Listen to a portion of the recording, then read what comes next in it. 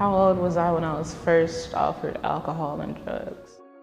13? I think I was 13, I was in middle school. I was 10 years old. 15. I had to be at least about 8 or something like that. The abuse and use and misuse of drugs and alcohol is very prevalent in this area. I grew up in a house that users were there. So drugs and alcohol was available. There were times where I would hang out with friends my age or people older than me, just like a couple of years or so, and I know you're not supposed to give in to peer pressure, but it was just one of those times where they'd be like, you should, have a little bit of this because everybody else is doing it. So I might have dibbled and dabbled a little bit. From what I've noticed, it's not usually one individual going to one individual. It's the individual with the drugs coming with 2 or 3 people to that one person. You don't want to take a chance in knowing that once you start, you cannot stop.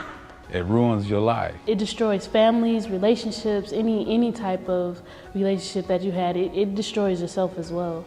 A lot of teenagers abuse prescription drugs. It's not always drugs and alcohol that they abuse. It's mostly prescription drugs because that's easier access to that. I know that they have what they call cocktail parties. And so everybody just bring prescription drugs from grandparents or parents, and they just toss them all together, mix it up, and start popping pills. Anything that would alter the original way you feel, it's a problem. Older people sometimes have really strong pains. They get strong medication for that.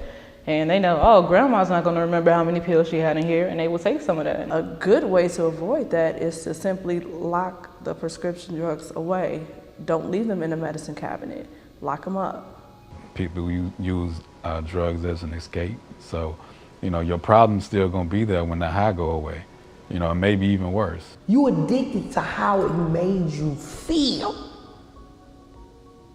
And after that point, you're gone.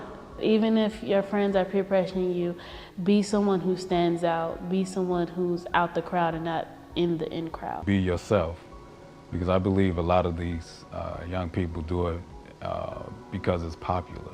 If I could be the voice of reason, I would say don't start it. Because if you don't start it, then you don't have to go through all the hardship that it takes to stop.